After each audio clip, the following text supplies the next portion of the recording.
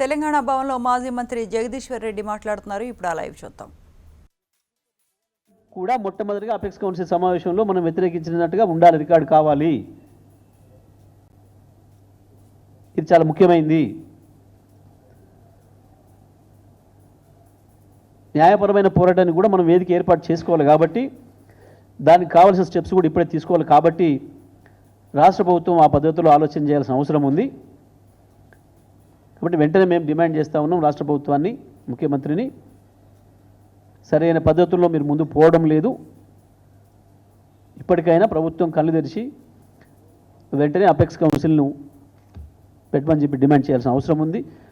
అన్ని పద్ధతుల్లో న్యాయ కోవిదులతో కూడా మాట్లాడుకొని, కేవలం రాజకీయాలు మాట్లాడుకోవడం కాకుండా న్యాయ కోవిదులతో కూడా మాట్లాడుకొని తీసుకోవాల్సిన స్టెప్స్ వెంటనే తీసుకోవాలని చెప్పి మేము డిమాండ్ చేస్తూ ఉన్నాం.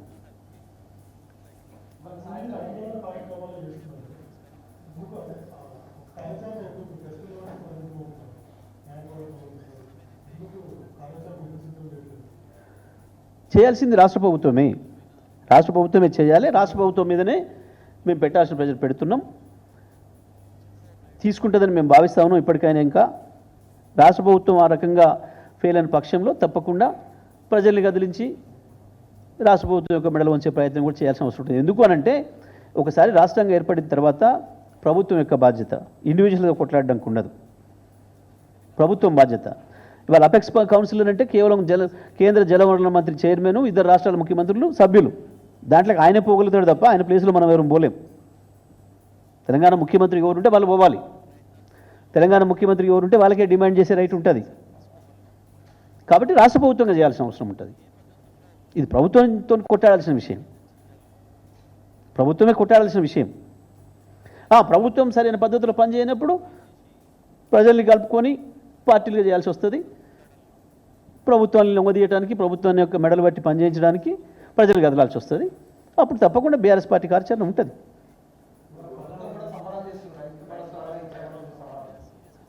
సంబరాలా? ఎందుకు 2.5 నెలలు ఓట్ల కళ్ళలో వండబెట్టి 4 సార్లు నానబెట్టి తడిపినందుక, లేదా 4 విడతలు ఇవ్వాల్సిన రైతు బంధు ఎగ్గొట్టి ఎన్నికల నాడు ఒకనాడు వేసినట్టు చేసి మళ్ళీ ఎన్నికల నాడు వేస్తున్నందుకు సంబరాలా? రైతు బీమా ఎగ్గొట్టి పాపం చనిపోయిన కుటుంబాలు ఉసురు పోసుకుంటున్నందుకు సంబరాలా? లేదా నదుల నీళ్లను కూడా ఉపయోగించలేక ఉన్న ప్రాజెక్టులను ఉపయోగించకుండా లక్షలాది ఎకరాలు ఎండబెట్టి రైతాంగాన్ని మళ్ళీ అప్రపాలు చేసినందుకు సంబరాలా? దేనికి సంబరాలు చేస్తున్నారు? మేము 11 సార్లు వేసినాం రైతు బంధు, ఒకనాడు కూడా మేము సంబరాలు చేసి ఎగురు దొరకలే. ప్రభుత్వంగా మన బాధ్యత, మాట ఇచ్చినాం, చేసినాం, పోయినాయి రైతులకు అట్లా నిమిషాల మీద.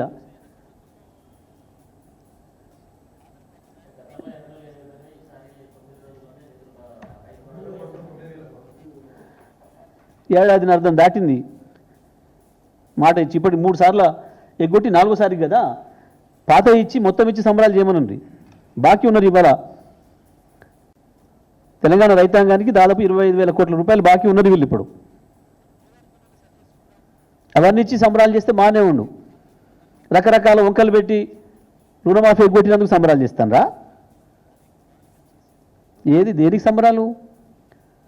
రైతు సంతోషంగా కూడా సంబరాలు చేసుకోవడానికి 24 గంటలు కేసీఆర్ ఇచ్చిన కరెంటు కూడా ఇవ్వలేక మోటార్లు. ఇవాళ ఒక్క మాట మీరు దయచేసి ఇక్కడ ఉన్న మిత్రులు ఎవరైనా సరే గ్రామాల్లోకి పోండి, మళ్ళీ 2014 పరిస్థితులు స్పష్టంగా కనబడుతున్నాయి, పునరావృతమై. కరెంట్ ఎప్పుడు వస్తుందో ఎప్పుడు పోతుందో తెలుస్తలేదు. బోర్బండ్లు, ప్రత్యేకించి బోర్బండ్లు మళ్ళీ వారము 10 రోజులు 15 రోజులు అడ్వాన్స్ బోర్బండికి రైతు. ఇప్పుడు ఏ ఊళ్ళో చూసినా 100లాది బోర్లు పడుతున్నాయి. బహుశా మీకు కూడా తెలిసి ఉంటుంది, గ్రామీణ ప్రాంతాల నుంచి వచ్చిన మిత్రులకి. మీ ఊరికి అడగండి, ఇప్పుడు మన ఊర్లో బోర్ వేసేవారు ఉందా? బోర్ దొరుకుతుందా? 10 ఏళ్ళు మొత్తం బట్టలు కప్పి పండబెట్టిన బోర్ మిషన్లు మళ్ళీ ఇప్పుడు బయటకు వచ్చినాయి ముస్తాబాయి. దానికి సంబరాలు చేస్తానరా? రైతు మళ్ళీ అప్పుల పాలు అవుతుండని సంబరాలు చేస్తారా? 2.5 నెలలు కల్లాలలో ఉన్నారు రైతులు. మొలకలు వచ్చినాయి, కల్లంలో ఒడ్లే మొలకలు వచ్చినాయి.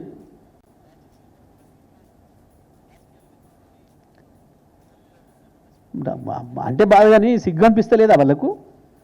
ఎట్లా చేసుకోవాలి సంబరాలని? ఇంతవరకు బోనస్ ₹1 ఇయ్యలే, బోనస్లు అది అన్నీ ఎగ్గొట్టి రైతులకు ఇవ్వాల్సినవి ఏదో 9,000 ఇచ్చినవి. దానం ఇచ్చినావా? 9,000 బాకీ ఉన్నవి ఇచ్చినావు కాదే కదా నేను అధికారంలో ఇచ్చింది. అది కూడా మోసం చేసి 15,000 ఇస్తానని చెప్పి మోసం చేసి 12 ఇస్తానని చెప్పి ఇప్పుడు ఇచ్చిన ఒక 6కు సిగ్గనిపించాలి సంబరాలు చేసుకోవడానికి కొంచెమన్నా. ఇన్ని రకాలుగా మోసం చేసి రైతుల్ని నేను ఇచ్చిన సంఘాలు గుర్తుకొని సంబరాలు చేస్తున్నారు. ఇంకా వీలు చేసుకోవాల్సిందే సంబరాలు. రైతులు ఎవరు లేరాడా సంబరాలు చేసుకోవడానికి?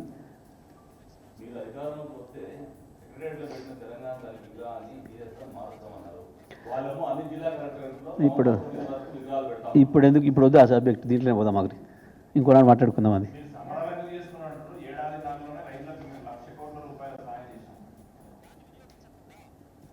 ఎవరు రైతులంటే పొంగులేటి శ్రీనివాసరెడ్డి, బట్టి విక్రమార్క, కోమటిరెడ్డి వెంకటరెడ్డి, ఉత్తమ్ కుమార్ రెడ్డి, గీళ్ళ 1,00,000 కోట్ల సాయం వీళ్ళకి చేసుకున్నారా? ఒకరికొరు ముఖ్యమంత్రి అన్నదమ్ములు 4